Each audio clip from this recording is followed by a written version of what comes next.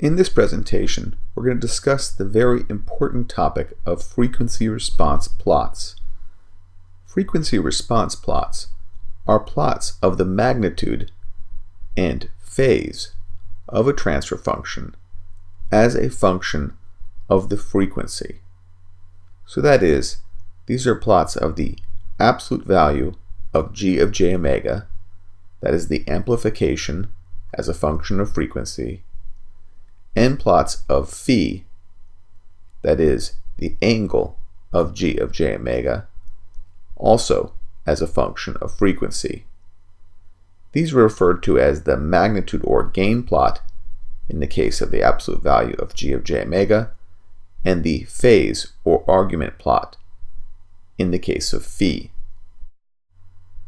These are often called Bode plots. That term is really not appropriate, but it's become quite common. Bode plots are really a particular type of frequency response plot used in automatic control systems. The advantage of using frequency response plots is that they show in a very graphical fashion exactly how a system acts upon input signals so as to produce output signals.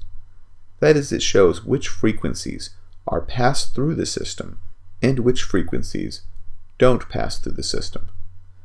This is the concept of filtering that we mentioned before, and now we'll investigate this in a great deal of detail. As a preliminary, let's first discuss whether these functions that we wish to graph are in fact continuous.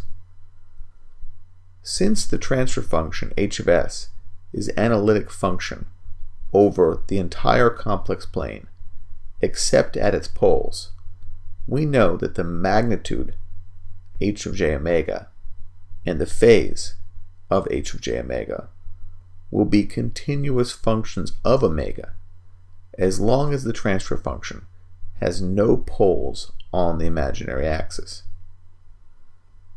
So we don't expect to see any discontinuities in either the magnitude plot or the phase plot unless there's a pole precisely on the imaginary axis.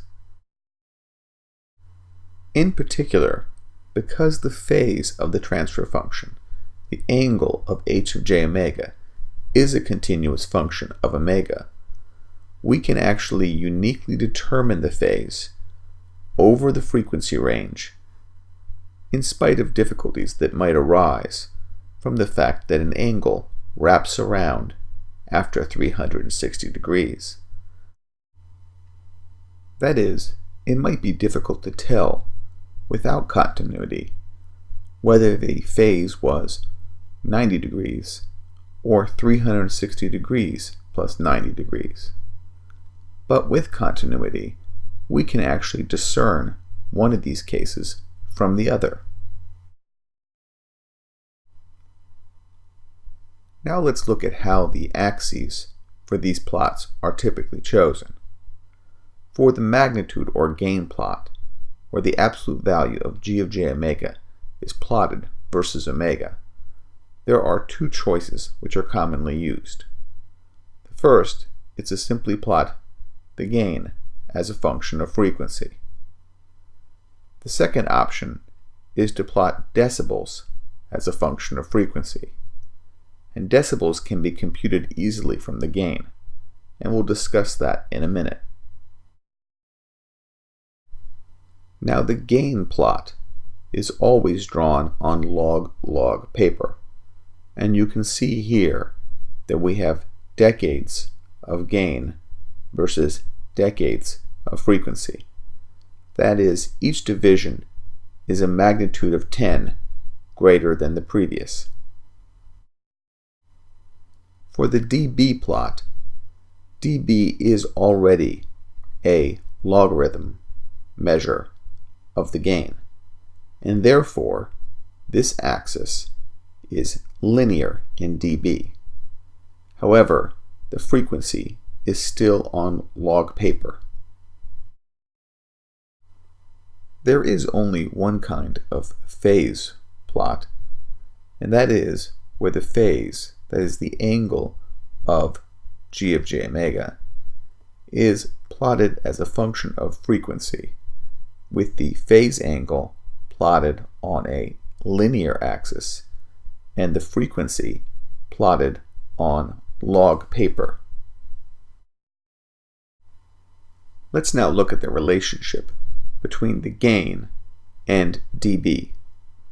The conversion formula is dB equals 20 log base 10 of g, the gain, where g is the absolute value of g of j omega. Using this formula, it's fairly easy to convert between gain, g, and dB. For example, if g equals 1, that corresponds to 0 dB. If g equals 10, that corresponds to 20 dB. If g equals 100, that corresponds to 40 dB. For values of gain below 1, we can find easy conversion here too. If the gain is 0.1, this corresponds to minus 20 dB. And if the gain is 0.01, this corresponds to minus 40 dB. Some other common numbers you find are minus 6 dB, corresponding to a gain of 0.5, and minus 3 dB, corresponding to a gain of 0.707. Now we'll look at the shape of some magnitude and phase curves for some typical transfer functions. In all cases, we'll be plotting the magnitude plot on log-log paper, and of course, the phase plot is on semi-log paper, with the frequency axis being log scale. On this page, we see the frequency response plot for two common simple transfer functions. The first is the transfer function g of s equals k. That is, the system is simply a gain. The output is just k times bigger than the input. The gain plot for this system is simply a straight line, k, for all frequencies, omega. And the phase is 0 degrees, because we've assumed that k is a positive number. If k was a negative number, the phase would be 180 degrees. The second transfer function examined on this page is g of s equals k over s, and this system is referred to as an integrator system because the output signal is the integral of the input signal multiplied by the gain k. You'll recall that this is the transfer function of our water bucket system. The frequency response of this transfer function looks as follows. The magnitude plot is a straight line with slope minus 1 on log-log paper. At a frequency omega equals 1, it has a gain of k. At a frequency of 10 radians per second, it has a gain of k over 10. The phase plot for this system is a straight line with a value of minus 90 degrees for all frequencies omega.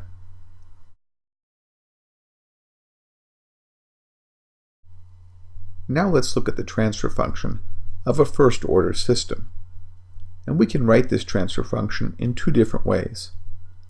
Either as g of s equals k over tau s plus 1, which is time constant form, or g of s equals b over s plus a. The DC gain of this transfer function is k, and k is equal to b over a. The pole of this system is at minus a, and a is related to the time constant tau via the equation 1 over tau equals a.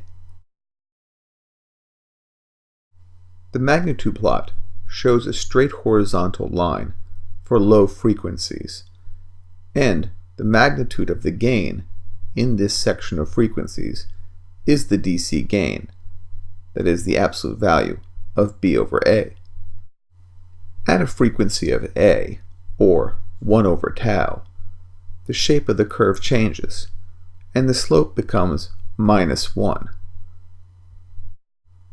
You should immediately notice that at low frequencies, this system acts like the first system on the previous page, the constant gain.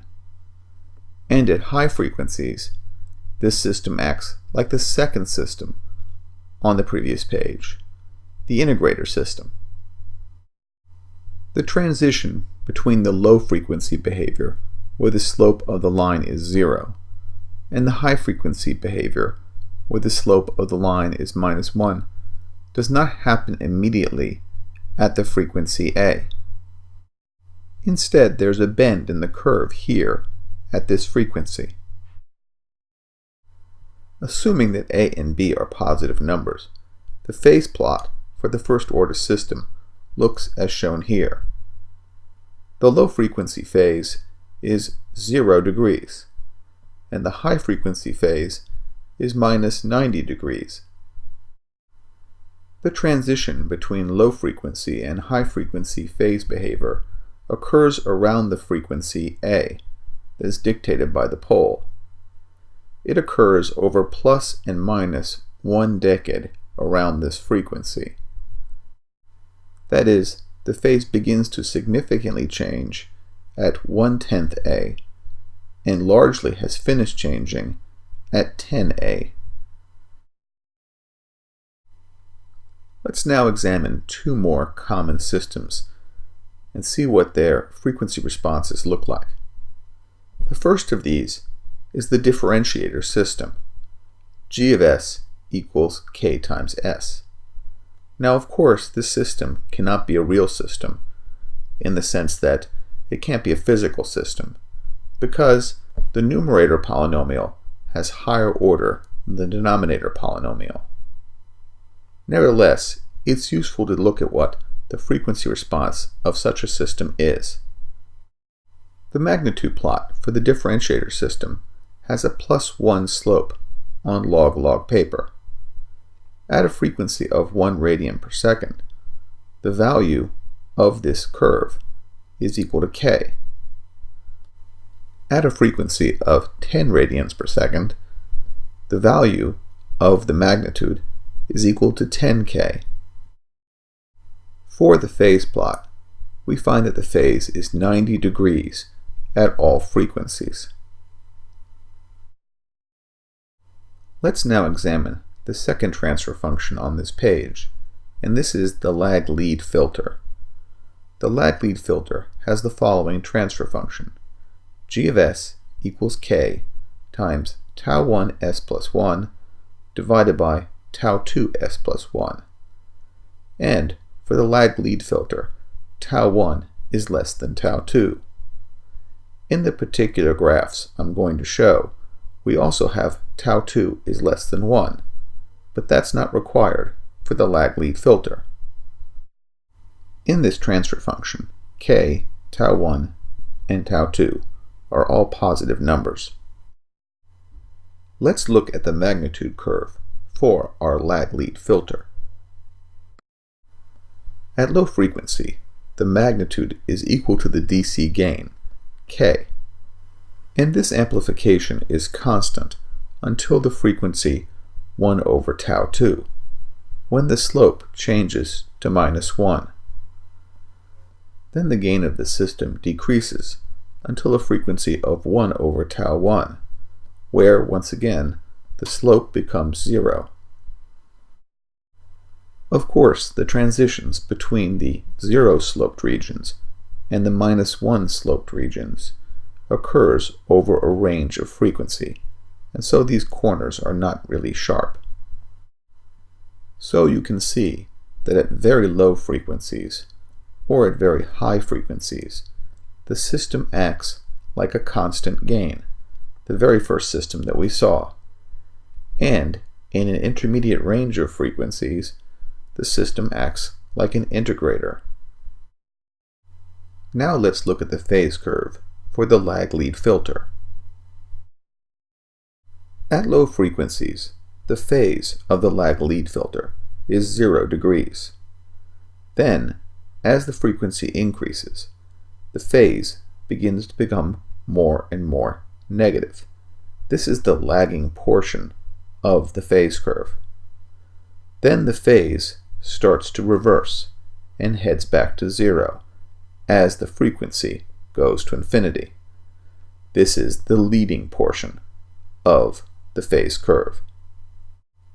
The region where the phase is becoming increasingly negative and lagging occurs around the frequency 1 over tau 2. And the region where the phase ceases to decrease and starts to increase occurs around the frequency 1 over tau 1. These transitions tend to occur over plus and minus 1 decade around each of these frequencies. If 1 over tau 1 is much greater than 1 over tau 2, then the phase in between these two frequencies will approach minus 90 degrees. However, if 1 over tau 1 is very close to 1 over tau 2, not so much negative phase will occur in this region. So now we understand the lag lead filter. Let's look at its close cousin, the lead lag filter. So this is very similar to what we just studied. The transfer function is the same as before. The difference has to do with the time constants tau 1 and tau 2. For the lead lag filter, tau 2 is less than tau 1. And in the drawings I'll show here, tau 1 is less than 1. But that's not required for the lead lag filter. Let's briefly look at the magnitude and phase curves for the lead lag filter. In the magnitude curve shown on the left, we notice the shape is very similar, except instead of having a -1 slope like the lag lead filter, the lead lag filter has a +1 slope. Of course, we now have 1 over tau 1 as a lower frequency than 1 over tau 2. In the range of frequencies where the slope is +1, this system acts like the differentiator system that we just studied. The phase curve shown on the right shows phase lead at all frequencies. That is, the phase is greater than 0 degrees. The phase is increasing over the range of frequencies around 1 over tau 1, and it's decreasing over the range of frequencies around 1 over tau 2. We've now examined the frequency response curves for 6 of our 9 common transfer functions. In our next lecture, we'll finish this off.